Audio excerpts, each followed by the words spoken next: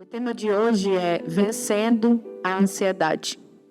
Será que alguém sofre desse mal aí? Deixa eu ver. Não declara, porque se declarar vai sofrer. Todos nós, de alguma forma, passamos um pouco, por situações onde nos causam ansiedade, Não vamos dizer que somos ansiosos, porque não é isso que a Bíblia nos ensina, não é isso que a Bíblia nos instrui. Inclusive, a ansiedade, ela está classificada hoje como um dos transtornos mentais, Então, existe o transtorno de ansiedade. Eu não estou falando sobre o transtorno. Você pode ser diagnosticada com esse transtorno, mas você não é uma pessoa ansiosa, amém? É só uma doença que talvez alguns de vocês aqui podem enfrentar, mas eu estou falando da ansiedade normal, aquela do dia a dia, que você não precisa tomar remédios, que não é uma coisa agravada, ok? Que fique bem claro, porque eu coloquei uma das passagens que eu vou falar aqui, num post no Instagram, e a pessoa começou a me atacar, porque dizendo, você não sabe o que é ansiedade, você está falando isso porque você não sabe. Aí eu respondi bem tranquila para ela. Eu tanto sei como eu passei muitas crises de transtorno de ansiedade, desde a minha infância. Então eu sei o que eu estou falando, mas eu não estou falando sobre o transtorno, eu estou falando sobre não andarmos ansiosos no nosso dia a dia. Amém? Então eu queria ler com você Lucas 10, versículo 38 ao 42. Enquanto eles continuavam a sua viagem, Jesus entrou em uma aldeia. Uma mulher chamada Marta o recebeu e o fez sentir-se em casa. Ela tinha uma irmã, Maria, que se sentava diante do mestre, prestando atenção em cada palavra que ele dizia. Mas Marta foi afastada por tudo o que tinha que fazer na cozinha. Mais tarde, ela entrou interrompendo-os. Mestre, você não se importa que minha irmã tenha abandonado a cozinha para mim? Diga a ela para me dar uma mão. O mestre disse, Marta, Marta, querida Marta, você está se preocupando demais e se irritando por nada. Só uma coisa é essencial, e Maria escolheu. É o prato principal e não será tirado dela. Amém? Essa é uma versão um pouco diferente, mais detalhada, assim, mais a linguagem de hoje é a versão a mensagem. Mas também o texto vai dizer, Marta, Marta, você está muito ansiosa, Maria, pois, escolheu a boa parte. Todos nós conhecemos essa passagem, de Marta e Maria. É um texto que fala muito sobre oração, porque diz que uma estava lá aos pés de Jesus, enquanto a outra estava ansiosa fazendo os seus afazeres. Interessante que quem recebeu Jesus foi Marta, não foi Maria, Isso nos fala sobre a identidade de cada uma. Marta era uma pessoa extremamente hospitaleira. Ela foi primeiro, ela começou a preparar a casa. Talvez foi ela que abriu a porta, que deu as boas-vindas. Mas Maria não fala isso de Maria, Fala que Maria ficou aos pés de Jesus, ouvindo o que ele tinha para falar. Então nós temos, a primeira lição que nós aprendemos aqui, é que nós temos que respeitar a identidade de cada uma. Uma é mais hospitaleira do que a outra, mas a outra é mais piedosa. A outra gosta mais de, ao invés de se dedicar tanto aos afazeres, de priorizar aquilo que é importante. É claro que no caso de Marta, a hospitalidade dela em excesso fez com que ela se afastasse daquilo que era primordial naquele momento. Não é errado ser hospitaleira. O errado é você deixar que a sua hospitalidade tire de você o principal, o essencial. Marta tratou Jesus como se ele fosse um hóspede qualquer, porque ela recebeu ele muito bem, mas logo em seguida ela foi para a cozinha fazer os seus afazeres. Então eu quero te perguntar, digamos que você convida uma pessoa muito importante na sua casa, o presidente do país vai lá jantar na sua casa. Será que você gastaria tempo na sua cozinha, arrumando a sua cozinha, terminando de fazer o jantar, quando o presidente está lá sentado no seu sofá? O erro de Marta foi esse. Ela não honrou Jesus como Jesus merecia. Ela não honrou a vida de Jesus. Ela simplesmente tratou ele como uma pessoa comum. Sabe quando às vezes a gente trata o amigo? Ai, amigo, você é de casa, fica aí. Só que também está errado. Por quê? Porque às vezes você honra mais a visita, aquela que nunca foi na sua casa, e você não sai de perto, fica fazendo sala, né, que a gente chama. E o amigo, a gente diz assim, ai, você é de casa, fica aí que eu vou tirar um cochilo lá dentro. Então Marta fez isso. Ela não honrou a presença de Jesus.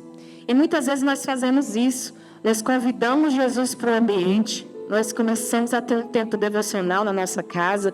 Nós viemos aqui na igreja, sentamos, adoramos. Mas quando chega a hora de Jesus falar conosco, de a gente ouvir a voz do Espírito Santo, nós logo nos perturbamos. A gente vai no banheiro, volta, depois pega o celular. Depois a gente fica distraído, conversa um pouco. Por quê? Você convida Jesus, mas você não espera ele falar. Então, será que você honra realmente a presença de Jesus? Será que você está fazendo como Marta? Jesus, você é muito bem-vindo, seja bem-vindo, a casa é sua. Tchau, que eu vou fazer a comida, fica aí. Né? Então, nós temos que prestar atenção. Senhor, será que eu tenho te honrado como você merece? Será que eu tenho percebido que a tua presença está no ambiente e eu preciso dar atenção ao Senhor? Ou a sua atenção está dividida? Um pouquinho do culto, um pouquinho do trabalho de amanhã, um pouquinho do culto e um pouquinho dando a volta nos corredores, um pouquinho no culto e um pouquinho cochichando uma fofoca que eu ouvi sobre alguém. Então nós precisamos dar a nossa atenção exclusiva para o Senhor. Marta, na ansiedade de servir o melhor para Jesus, ela perdeu o melhor de Jesus. Às vezes nós estamos tão ansiosos em oferecer o nosso melhor para Deus, servindo aqui no culto, nós viemos, pode participar do welcome, da mídia, seja do que for, do louvor. Você está tão ansiosa para servir Jesus que você esquece de adorar a Jesus com o seu serviço. A sua mente nem fica conectada com Ele. Você está lá recebendo as pessoas, mas você nem percebe que Jesus está aqui. Você nem traz a sua consciência que Jesus está em todos os lugares, em todos os ambientes. E você acaba servindo a Deus sem a presença de Deus. Isso é algo muito perigoso. Você servir a Deus sem ter consciência da presença de Deus. Então Marta, ela estava acostumada com o seu amigo. Porque a Bíblia diz, né? Que Jesus era amigo de Lázaro, Marta e Maria. Mas ela esqueceu de honrar Jesus como seu Senhor. Talvez para Marta, Jesus era o filho do José e da Maria. Eu vou receber os meus amigos. E por isso ela deixou ele à vontade lá e achou que ele nem ia se importar. Porque Marta tratou Jesus como uma pessoa comum. Enquanto Maria disse, eu tenho que parar tudo, é o meu Senhor. É o meu Senhor, Ele está na minha casa. Não tem nada mais importante do que estar aos seus pés. Será que você tem essa consciência? Quando você entra aqui, você tem a consciência. Jesus é a pessoa mais importante nesse lugar. Tudo que eu fizer será secundário. Tudo que eu for fazer, tudo que eu pensar vai ser secundário. Então foi isso que Marta fez. Marta se acostumou com seu amigo e esqueceu de tratá-lo como seu Senhor. Marta se acostumou com a presença de Jesus. E Maria estava lá, maravilhada, aos pés dele. Estava lá se deleitando, ouvindo. Talvez Maria já tinha a revelação de que ele iria ser crucificado, eu não sei. Mas talvez ela pensou, podem ser os últimos dias. Então eu tenho que ficar aqui e aprender tudo que ele tem para me ensinar. Já Maria não. Marta não, ela foi para os seus afazeres. Será que nós não estamos acostumados com essa presença em nós? Quantas vezes é mesmo, a gente acorda e a primeira coisa que a gente faz é virar, ver o horário, desligar o despertador, ou colocar no modo soneca, né? Que eu sei que alguns gostam do modo soneca. Quem gosta do modo soneca? Vou dormir mais 10 minutos. E às vezes acaba até perdendo o horário. Então, você olha o celular. E quando você pega no celular, aí você já entra nas coisas que tem para fazer. Deixa eu ver quem manda mensagem. Deixa eu ver se mandaram uma mensagem no Instagram. Deixa eu ver o que eu tenho que fazer mais tarde. Deixa eu ver. E você esqueceu que você acordou porque Deus te deu a vida. O primeiro respirar de manhã, você precisa trazer a consciência de que é Jesus que está fazendo você viver. Então, nós não temos tido essa consciência, infelizmente. Somos muito ativos, muito atarefados. A América traz esse senso de eu tenho que fazer muita coisa e eu não tenho tempo para nada, né? Mas você tem tempo para tudo aquilo que é importante para você. Se você não está tendo tempo para desfrutar aos pés de Jesus, é porque você não está sabendo priorizar. Não está dizendo para Ele que Ele é importante na sua vida. Porque quer ver o nível das suas prioridades? É só você ver com o que você gasta mais tempo. Tirando o trabalho, é claro. Tem muitos aqui que trabalham 8 horas, 10 horas por dia. Mas será que você prioriza Deus antes de ir para o trabalho? Ou depois, quando chegar? Será que você dá o seu melhor para Deus? Será que você pensa em Deus durante o trabalho? Porque se nós não estivermos fazendo isso, nós estamos sendo religiosos. E sabe, o Senhor, Ele não confrontava muitas vezes os pecadores da mesma forma que Ele confrontava os religiosos e os fariseus. Para os fariseus, Ele dizia: hipócritas, vocês usam a palavra de Deus, mas vocês não cumprem aquilo que ela diz. E para os pecadores, não. Ele estendia os seus braços e dizia: vinde a mim, vocês que são pecadores. Agora vai e não peques mais. Então, se tem uma coisa que o Senhor odeia, é a hipocrisia. Aí você ser como os fariseus, fingir uma vida que você não tem. Então, que nós não possamos nos acostumar com a presença de Deus.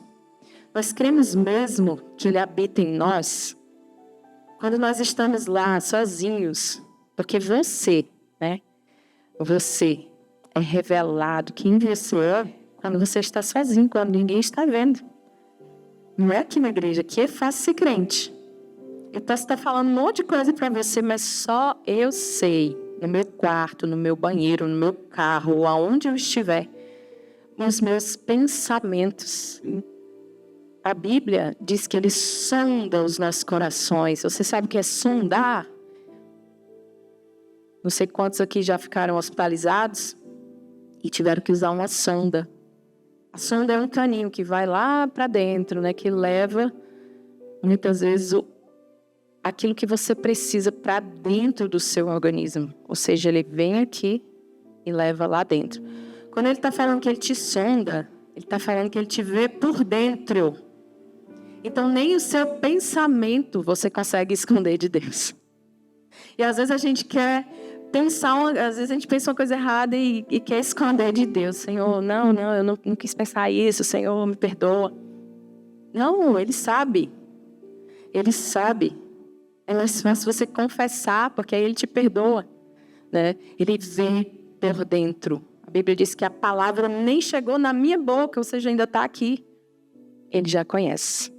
Então é mais fácil a gente se entregar para Deus e dizer a verdade sobre quem nós somos. Porque de tanto fingir ser uma pessoa que nós gostaríamos de ser, nós confundimos essa personalidade que nós criamos com aquela que nós realmente somos. E é por isso que a nossa identidade não é verdadeira, não é firmada, não é restaurada. Por quê? Porque eu tento ser uma pessoa que, na verdade, eu não sou. Eu digo sim para as pessoas quando eu quero dizer não. Eu falo para as pessoas, dou um elogio quando eu quero falar uma crítica. E você vai se tornando uma pessoa falsa. E Jesus não tem nenhuma compatibilidade com a falsidade. Incompatível. Porque Jesus é o caminho, Jesus é a verdade e Jesus é a vida. E ninguém vai ao Pai a não ser por Ele. Amém? Então, nós nos relacionamos muitas vezes com Jesus de acordo com a nossa necessidade. Quando tudo vai bem, às vezes eu agradeço a Deus e tudo, mas quando tudo vai mal, eu acordo o dia já de joelho. Eu já acordo clamando, Senhor, olha, o que eu estou passando? Você precisa, na necessidade, você precisa da presença dEle. Mas na abundância, você demonstra se você realmente o adora por quem Ele é. E não por aquilo que Ele está te dando. Então é só você analisar a sua vida. Será que você está sempre mais perto de Deus quando as coisas não vão bem? Ou será que você não tem uma constância? Senhor, está tudo bem agora e eu continuo te adorando, porque eu tenho que te adorar nos vales e nos montes. Nos vales e nos montes. E não só nos vales. Porque se você só adora no vale, você está mostrando para Deus que você é um interesseiro. Você quer as mãos de Deus, mas você não quer a face de Deus, estar com Ele. Você não quer aquilo que Deus tem para te dar. Você me lembrou agora os nossos filhos, né? Hoje o Rafael falou, mãe. Aí quando veio aquela vozinha mansa, eu já pensei assim, ele vai pedir alguma coisa. Eu só imaginei, né? Pedir alguma coisa. Aí disse assim, mãe, sabe aquele negócio lá no Amazon, tal e tal? Eu posso comprar? Eu falei para ele, eu já sabia, só pelo tom da tua voz, que tu ia pedir alguma coisa. Eu já sabia. E eu acho que Deus, Ele se sente da mesma forma, sabe? Quando você diz, Senhor, sabe o que é, Senhor? Manda o marido, Senhor, eu não tenho mais abertura. Cadê os solteiros aí? Eita, os solteiros são uma mãozinha assim, ó. Senhor. Aí ele já disse, que é, filha? De novo, tu pedindo isso, filha, eu sei, eu tô cuidando de ti, eu sei essas necessidades suas. Se você confiasse em mim verdadeiramente, você parava de pedir marido e só me adorava. Porque a Bíblia diz que se nós buscarmos a Deus em primeiro lugar, Ele vai se encarregar de nos dar todas as coisas que nós precisamos. Mas nós somos tão ansiosos que nós ficamos toda hora pedindo, Senhor, lembra aí do marido, viu? Senhor, lembra do cheque que vai cair amanhã. Senhor, nós ficamos batendo na porta. Porque no fundo nós não confiamos. É um trabalho árduo da gente confiar. Sabe por quê? Porque você quebrou tanta cara com pessoas que você acha que Deus vai te trair a qualquer momento. Que você acha que Deus vai te abandonar a qualquer momento. Que você acha que você vai quebrar a cara com Ele a qualquer momento. E Deus não é homem. Você precisa entender que Deus, Ele não te decepciona. Você que se frustra porque você tem muitas expectativas nas pessoas, nos cargos na igreja. Você tem expectativas de como as coisas têm que ser, como o seu roteiro tem que ser. A minha vida tem que ser assim. Com 23 eu tenho que estar casada com 2 filhos, morando não sei aonde. Você faz um plano e esquece de colocar Deus no plano. Você perguntou para Deus se Ele queria dessa forma? Você perguntou para Deus? Ou foi o plano que você fez e depois fica dizendo, Senhor, o Senhor me esqueceu de mim? Senhor, parece que o Senhor não está me vendo? Minhas amigas tudo aí casadas e eu aqui. Isso parece que eu estou falando para os solteiros. Vou dar outros exemplos, né? Vão pensar que eu estou mandando mensagem para os solteiros. Mas é isso, a gente precisa confiar mais em Deus. E a Bíblia diz no Salmo 10:9 que os que conhecem o seu nome confiam em ti, pois tu jamais abandonas aqueles que te buscam. O que isso quer dizer? Você só confia naquele que você conhece. Então, quanto de Deus você conhece? Porque para você ter um amigo íntimo, levam anos. Se você sair toda semana com seu amigo íntimo, ou todo mês, ainda assim, vai demorar para você abrir o seu coração, para você ter intimidade com ele. vai demorar, não é assim. Para você chamar um amigo de íntimo, esse aqui eu confio de costas. Quantos anos você leva para confiar realmente numa pessoa? Então você acha que com Deus você tem que confiar assim? A hora que você quer, você ora. A hora que você não quer, você não ora. Quando você está afim, você lê a Bíblia. Quando você não está... Não, você precisa gastar tempo com Ele, parar para ouvir a voz dEle. Não é só dizer assim, oh, aleluia, glória a Deus, obrigado por esse dia, abençoe esse alimento. Não, não é assim não. Quanto tempo você gasta orando? Quanto tempo você gasta lendo a palavra? Isso vai determinar a sua intimidade com Ele. Moisés era chamado de amigo de Deus. Por quê? Porque ele estava sempre buscando ouvir a voz de Deus. Ele não tomava decisões sem ouvir a voz de Deus. Então, será que nós temos hoje honrado a presença do Senhor? Lucas 10, 40, na parte A, vai dizer assim: estava ocupada em muito serviço. Marta, ela tinha uma característica: o ativismo. Vocês devem saber o que é isso. Muito bem, né? A pessoa que se envolve em muitas tarefas, às vezes mais tarefas do que ela poderia ou do que ela precisaria. Por quê? Porque você tem que estar pilhado ali, ocupado. Mas que importante são as pessoas que estão ocupadas todo o tempo que fazem alguma coisa, né? E Marta tinha essa característica negativa. E o texto vai dizer, aproximando-se dele, perguntou: mestre, não te importas que a minha irmã tenha me deixado sozinha com esse serviço? Diz-lhe que me ajude. O ativismo é uma característica de alguém que possivelmente ela se sente órfã. Sabe por quê? Porque talvez você diga assim: não tive ninguém que fizesse por mim, então sou eu que vou lá e vou fazer. Eu nunca tive ninguém que me desse tudo de mão beijada, então eu tenho que correr atrás, eu tenho que fazer. Se eu não fizer, ninguém vai fazer. Só que essa ideia que você criou na sua mente, talvez por se virar desde jovem, criou em você uma independência, inclusive de Deus. Se eu não fizer, ninguém faz, e ninguém está incluindo o próprio Deus. É tanto que tem pessoas que elas não conseguem deixar de trabalhar na quinta-feira, por exemplo, vir mais cedo, ou nos dias de culto, porque elas dizem: se eu não fizer, ninguém vai fazer. E não estou dizendo que você tem que parar de trabalhar, não. Você tem que ser responsável com as suas contas. É você que sabe o seu boleto. Porém, tem pessoas que usam dessa desculpa para trabalhar mais, ou porque elas realmente acreditam que Deus não é fiel para suprir a sua necessidade, independente delas trabalharem 1 hora a menos num dia de culto para buscar o Senhor. Nós temos vários testemunhos de pessoas que disseram assim: eu não abro mão de estar servindo a Deus no dia de culto. E sabe o que aconteceu? As pessoas começaram a prosperar mais, mesmo trabalhando um pouco menos. Sabe por quê? Porque a conta de Deus não é a sua. 2 mais 2 para Deus pode ser 1.000, pode ser 50.000, pode ser qualquer outro número. Mas você fica planilhando lá e achando que se não fizer isso, não vai ter isso. Se não fizer... Não! Quantas vezes Deus nos surpreendeu diante de nós menos esperávamos? Estava faltando aquele dinheiro.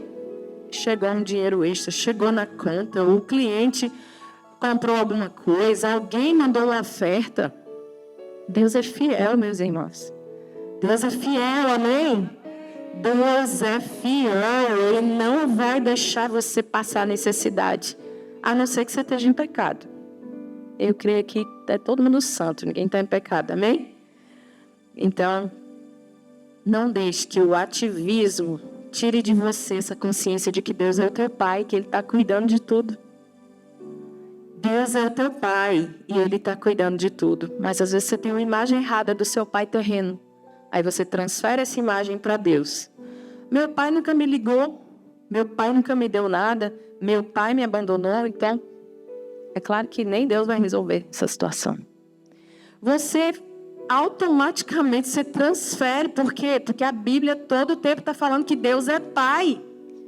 E se você não se resolve com ser pai aqui na terra, você vai enxergar Deus de uma forma errada. Deus vai errar contigo. Então faz o seguinte: se você não se resolveu com seu pai terreno, se resolve hoje. Ah, mas ele já faleceu. Então faz uma oração e libera ele no nome de Jesus no reino espiritual, para que você possa prosperar nessa terra, para que você possa viver as promessas que Deus tem na sua vida. Diga: Senhor, não aguento mais ter essa raiva, essa mágoa do meu pai terreno. Ele fez isso, mas eu libero. Porque eu quero sentir o Senhor como meu pai. E são princípios, não tem como você enxergar Deus como pai, mas enxergar esse pai aqui como um cafajeste, uma pessoa terrível, uma pessoa que só te enganou, que te abusou, que te abandonou. Ou você faz as pazes com esse pai e recebe esse pai para cuidar de você, ou então você vai viver na força do seu braço, achando que Deus vai estar sempre falhando contigo. Então o ativismo vai falar de ocupações. Tem gente que se torna ativista. Tenho que fazer isso, tenho que correr para lá, tenho que correr para cá. Sabe por quê? Porque não quer olhar para suas feridas lá dentro. É mais fácil eu ficar trabalhando a vida toda, trabalhando, fazendo, do que eu ser como Maria, que se aquietava aos pés de Jesus. E talvez se ele desse até uma confrontada nela, ela estava ali para analisar se o comportamento dela estava errado ou não. Mas se fosse Marta agitada ali, ela não ia nem ouvir. Quanto mais analisar e olhar para dentro para ver se tinha alguma coisa a ser mudada. Então é mais fácil fazer. Mas só ser uma máquina que não tem sentimentos, não tem emoções, não tem traumas. Você ignora. Quantas pessoas já ouvi falar? Eu vou fazer isso. Não gosto do tédio, não gosto de ficar em casa. Por quê? Porque você vai ter que lidar com você. Tem gente que não gosta nem de parar de falar. Sabe por quê?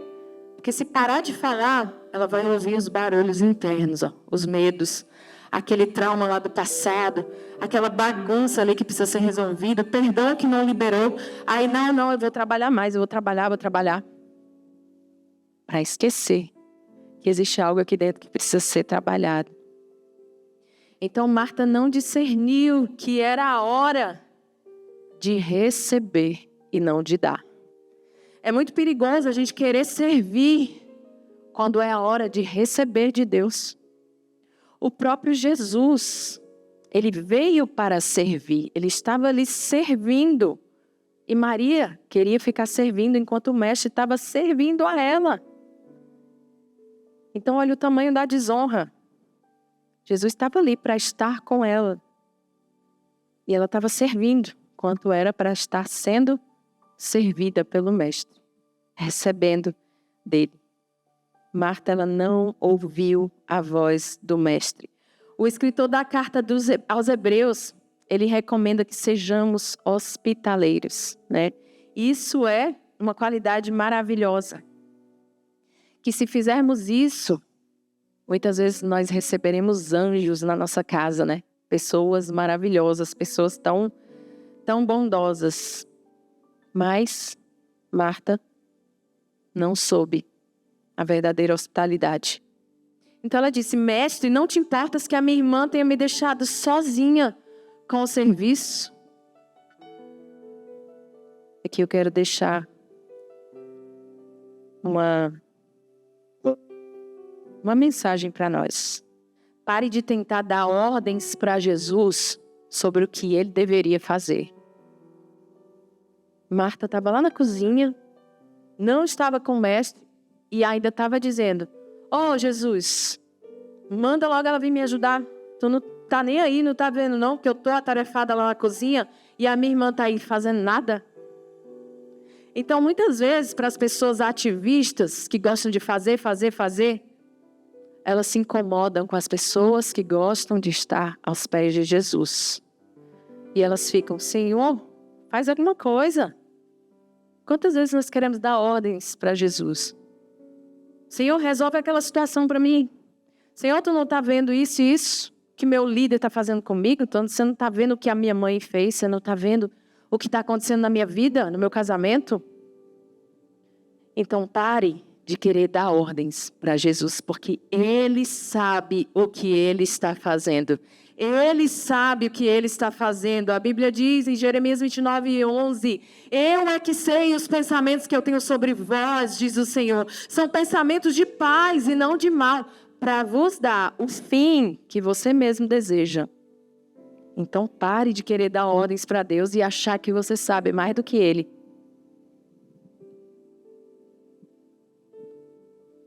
Você acha mesmo que se Maria estivesse errada, o próprio Jesus não tinha dito? Maria, vá lá ajudar a sua irmã, fique à vontade. Mas não, quem estava errada era ela. Jesus, ele não sofre de orfandade, ele não tem crise de identidade, ele não precisa entrar nas nossas agendas corridas. Ele é Deus e ele sabe o que ele está fazendo. E se a comida demorasse um pouquinho mais, tinha problema? Se ela parasse um pouquinho e dissesse para Jesus, Jesus, me perdoa, eu não me organizei suficientemente para te receber. Me perdoa, mas eu vou ficar aqui um pouquinho, depois eu termino o que eu tenho que fazer. É isso que Jesus está esperando de nós. Qual tem sido o alvo da nossa atenção? O que nós temos realmente priorizado? Porque onde está o seu tesouro, aí estará o seu coração. Quando nós não temos intimidade com Jesus, acontece isso que aconteceu com Marta. Nós queremos expor as pessoas ao nosso redor. Não está vendo, Jesus, o que ela está fazendo? Nós chegamos para os outros, para os líderes, para os chefes, e nós dizemos, olha, a fulana está errando, você não está vendo que ela está errando?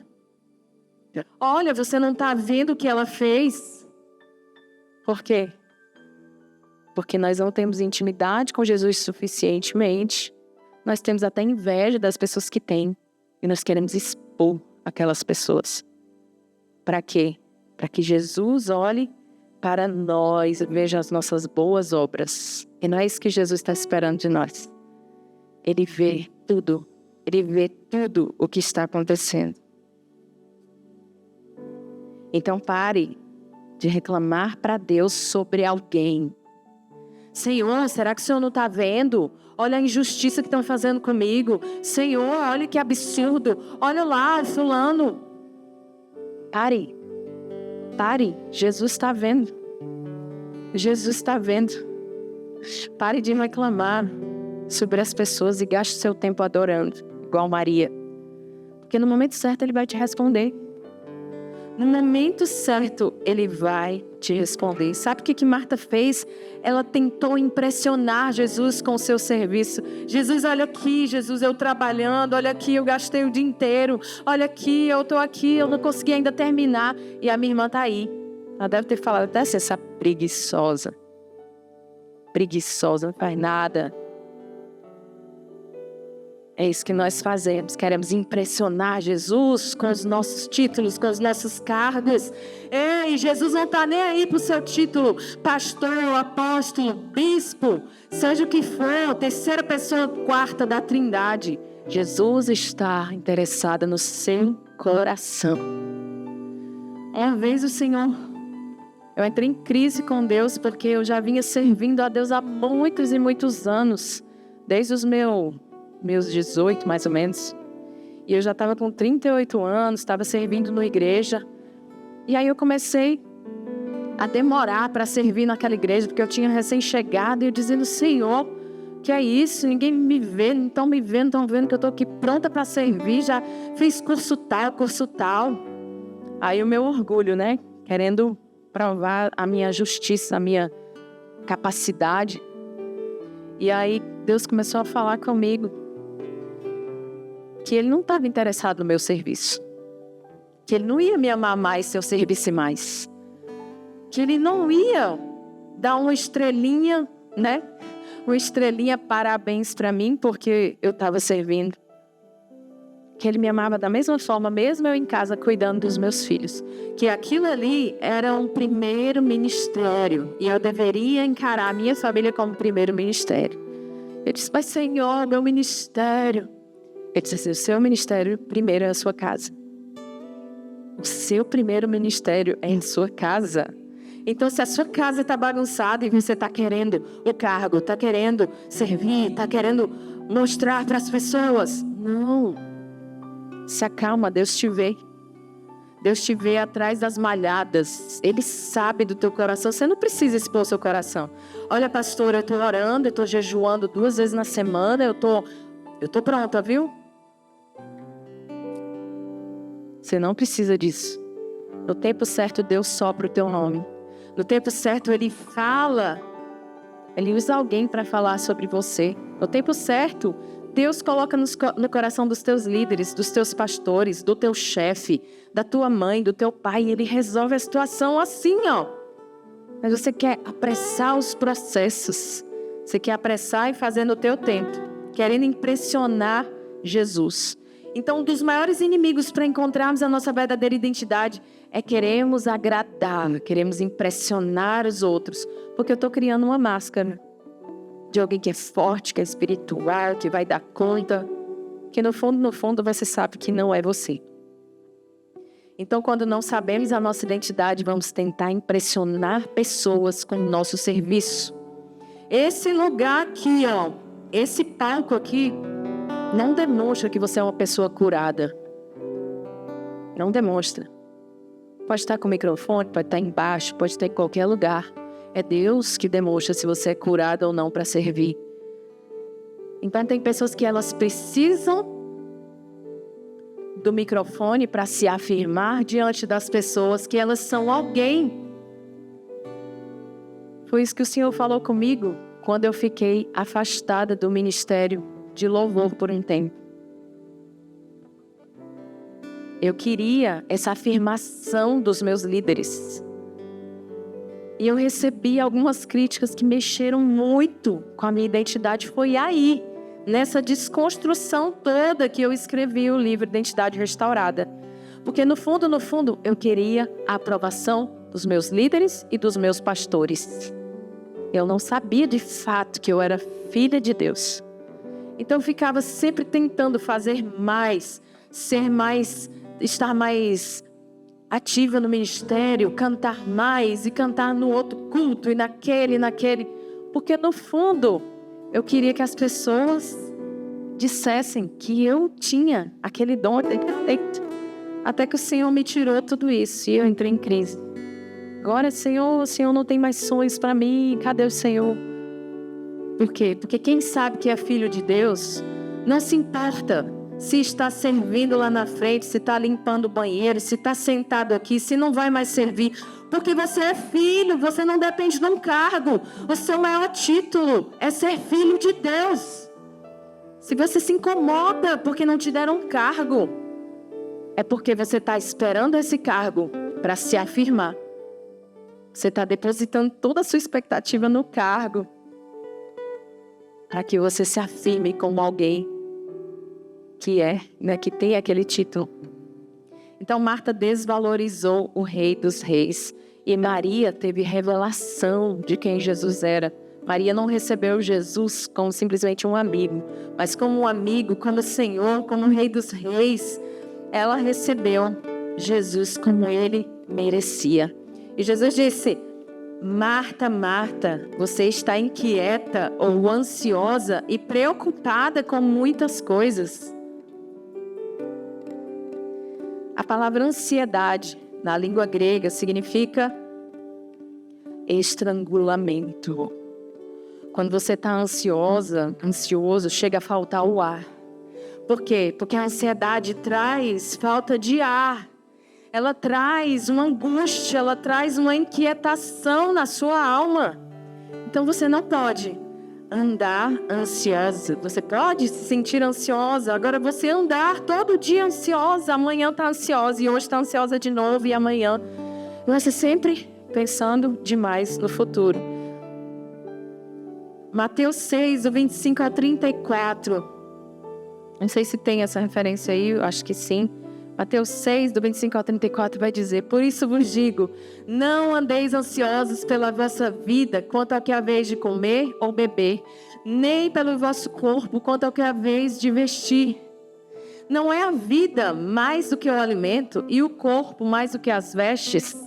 Observai as aves do céu, não semeiam, não colhem, nem ajuntam em celeiros. Contudo, o vosso Pai Celeste as sustenta. Porventura, não valeis vós muito mais do que as aves? Qual de vós, por ansioso que esteja, pode acrescentar um côvado ao curso da sua vida? E por que andais ansiosos quanto ao vestuário? Considerai como crescem os lírios do campo. Eles não trabalham, nem fiam. Eu, contudo, vos afirmo que nem Salomão em toda a sua glória se vestiu como qualquer deles. Ora, se Deus veste assim a erva do campo, que hoje existe e amanhã lançada no forno, quanto mais a vós outros, homens de pequena fé. Portanto, não vos inquieteis dizendo: que comeremos, que beberemos, com que nos vestiremos? Porque os gentios é que se preocupam com todas essas coisas, pois o vosso Pai Celeste sabe que necessitais de todas elas. Buscai em primeiro lugar o seu reino e a sua justiça, e todas essas coisas vos serão acrescentadas. Portanto, não vos inquieteis com o dia de amanhã, pois amanhã trará os seus cuidados. Basta a cada dia o seu próprio mal. Amém? Se eu tivesse lido só esse texto, você já teria entendido toda a mensagem. É interessante que ele diz assim: não valeis mais, vocês não valem muito mais que os pássaros? Se Deus veste os pássaros, dá comida para os pássaros, veste os lírios do campo, quanto mais vocês que são filhos. Quem tem filho aqui vai saber, a gente quer dar o melhor para o filho, a gente deixa de comer para dar para o filho, a gente pensa no filho toda hora, viaja para um momento a sós com o marido e fica pensando no filho, né, pastora? Então, quanto mais Deus, nós que somos totalmente imperfeitos, quanto mais Deus.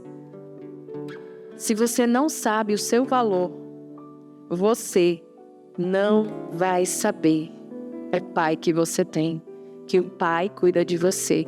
Quando você não sabe que você vale muito mais do que um passarinho, você não vai saber. O pai que você tem, ele vai te suprir. É muito forte essa palavra. Quando eu tive essa revelação, eu disse: meu Deus, eu sou filha, eu tenho muito mais valor do que as aves, do que as flores. Se Deus cuida delas, quanto mais de mim. Ele pagou o preço por mim. Não foi pelas aves, não foi pelos lírios do campo. Ele pagou o preço por mim. Por mim. Você pode entender essa mensagem, entender que você é filho. Então a ansiedade ela é inútil, porque ninguém pode acrescentar um côvado, uma medida sequer, à sua existência, por mais ansioso que esteja. A ansiedade só vai te roubar o teu tempo de hoje, a sua paz de hoje. Ela não vai gerar nada. O tempo que você gasta sendo ansioso e se preocupando, você poderia estar gastando aos pés de Jesus, dizendo: Senhor, eu não sei o meu futuro, eu não sei como vou resolver isso, mas eu quero te adorar. Eu sei que o Senhor é fiel, eu sei que o Senhor vai fazer na minha vida. Ao mesmo tempo, Senhor, ai meu Deus, o futuro, ai amanhã, ai como vai ser? Não. Mude esse foco que Deus vai te ouvir. Se Deus deu a vida, que foi o mais difícil, será que Ele não vai te dar as vestes, a comida, o marido, o filho que você precisa, o trabalho, o cargo, o estudo, o documento? O que é isso para Deus? Isso não é nada para Deus. Você sabia que 75% das suas ansiedades, elas não vão acontecer? A gente se preocupa: ai, o futuro, ai, se eu morrer, ai, se eu pegar câncer, ai, se eu voltar para o Brasil, ai, se... 75% daquilo que você imagina e fica ansioso não vai acontecer. É comprovado. Então a ansiedade nada mais é do que apostar no fracasso. Eu tenho certeza que vai dar errado. E assumir o controle da vida ao invés de confiar em Deus e descansar na sua bondosa providência. Jesus estava dizendo para Marta: Marta, Marta, você está procurando promover os seus interesses. Eu não te mandei fazer isso. Eu não te mandei fazer isso. Ansiedade é excesso de futuro. E depressão muitas vezes é excesso de passado. Você olhando demais para dentro, para os problemas. Então, qual é a solução, pastora? Você falou, mas e agora? Viva no presente. O presente é a única coisa que você tem. O presente é o hoje. Nós ficamos orando para a semana acabar. Depois nós oramos para o mês acabar. Depois nós oramos para o ano acabar. Depois nós oramos para acabar o financiamento que eu fiz do carro. Nós oramos para... Ei, pare de olhar para o fim das coisas e olhe para hoje, para o dia de hoje. O que eu tenho hoje? O que Deus me deu hoje? O que eu posso fazer com o que Ele me deu hoje? Como é que eu posso agradecer hoje? Se você se importar com Deus em primeiro lugar e se colocar o seu coração na presença dEle e buscar o hoje, eu tenho certeza que Ele vai te suprir, não vai te faltar nada. Amém? Quero finalizar contando uma história. O Rafael era pequenininho, tinha 4 anos. E ele pediu para eu contar uma historinha de um livro. E a gente sempre contava, né, as historinhas para ele dormir. Sempre um dia era eu, um dia era o Davi, um dia era eu, um dia era o Davi. E aí eu comecei a contar. E ele começou a virar a página e dizer assim: eu não quero essa, eu quero essa. Eu disse: não, filho, deixa eu contar isso aqui, peraí, eu terminar aqui e tal. Aí ele virava: não, eu quero essa, eu quero essa. Ele ficava virando as páginas e eu naquela agonia, tentando terminar a história. E ele: eu quero essa. Passando para frente. Aí o Espírito Santo fala mansamente aquela voz: tá vendo? É assim que você faz.